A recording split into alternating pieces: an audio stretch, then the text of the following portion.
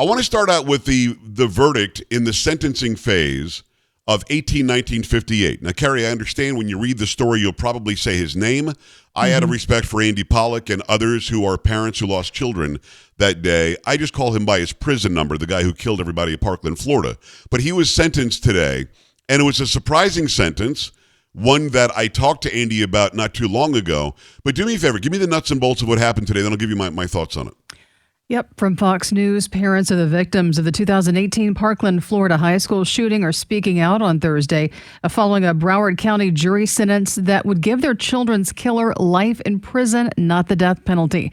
Fred Gutenberg, who lost 14-year-old daughter Jamie Gutenberg in the Marjorie Stoneman Douglas High School massacre, said he hopes the shooter, 24-year-old Nicholas Cruz, dies in prison. I'm stunned. I'm devastated. There are 17 victims that did not receive justice today, he told reporters. My daughter, you'll notice she was the 16th of the 17 to be read today as she was shot running down a hallway. Now, what mitigating factor was it that they used on her? Were they going to suggest he didn't have the fine motor skill to shoot that gun as she was running down the hallway? This jury failed our families today, but I will tell you the monster's going to go to prison.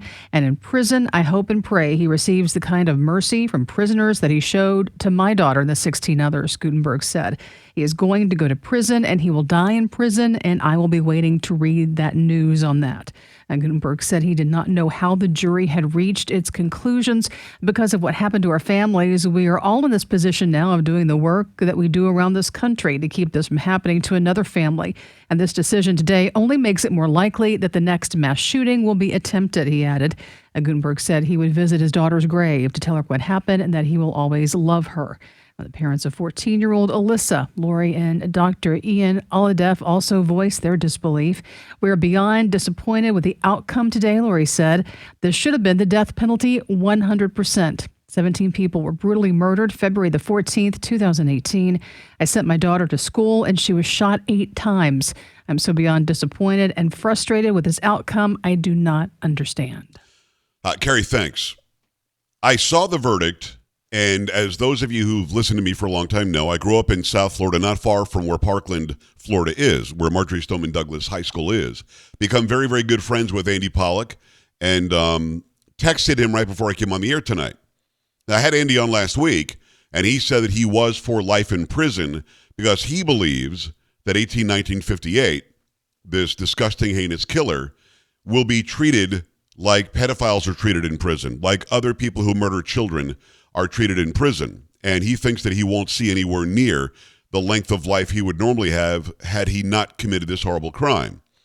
But even with that said, Andy and I agreed right before I came on the air. And again, I grew up in Florida where they kill people when they commit heinous crimes, and they're not going to kill them. So if this case doesn't rise to the level of you kill the bad guy, then why do we have the death penalty? What is the death penalty for? If it's not for somebody who is not incompetent mentally, he's certainly deranged, but it doesn't mean that he wasn't competent to know what he was doing, and he was competent to stay in trial, even though he pled guilty. I don't understand what case has to happen for a piece of garbage like this to get the government-sanctioned death penalty. Why do you have it? What is it saved for? I remember growing up, they had the electric chair in Florida.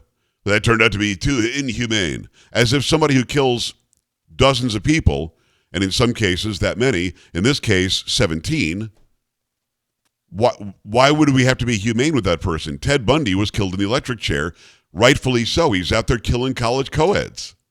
It doesn't make any sense. What is it? And I don't agree with Fred Gutenberg on his gun stance, but I agree with what he said here. What was the mitigating circumstance in him killing Gutenberg's daughter to not say, yes, that rises to the level of this guy should die?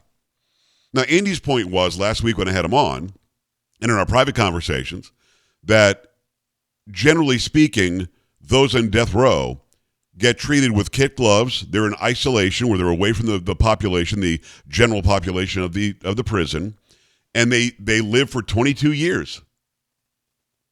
And I don't want this guy to get 22 extra years just because. I'm not sure that the appellate process would be the same for somebody in with the evidence that's against this guy. There is no doubt he did it, and he isn't even denying he did it.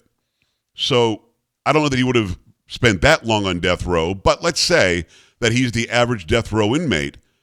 You don't want him to get 2 extra decades. All of these parents don't have their kids for that entire time, knowing he's alive, eating, breathing, thinking, smiling, doing whatever he wants to do. Yes, he's confined, but he's alive. So I agree with the parents, even though we disagree on some of the other issues.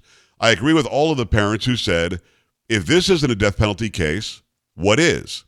And at that point, the death penalty as a deterrent becomes a mockery. And again, I disagree with the one parent, I think it was Gutenberg, who said, there is no deterrent now for the next person to do it. Well, I disagree with that. I think the next person should be identified before he or she does it, and then we stop them and we protect our kids in school with good guys with guns. Having said that, I do believe the death penalty can serve as a deterrent in many cases. And there are studies that say it doesn't, because they ask people, would you have committed the crime or would you not have committed the crime had there been the death penalty available? And they all said, yeah, I still would have done it, whatever. They're saying it's not a deterrent because you don't know who it's deterred from doing it. You can't question the people that might have done it, but for the death penalty. You're only talking to people who actually committed crimes. The crimes that haven't been committed in Florida may not have been committed because there was a deterrent there. Now there really isn't. So again, my simple question is this. If this isn't a death penalty case, please explain to me what is.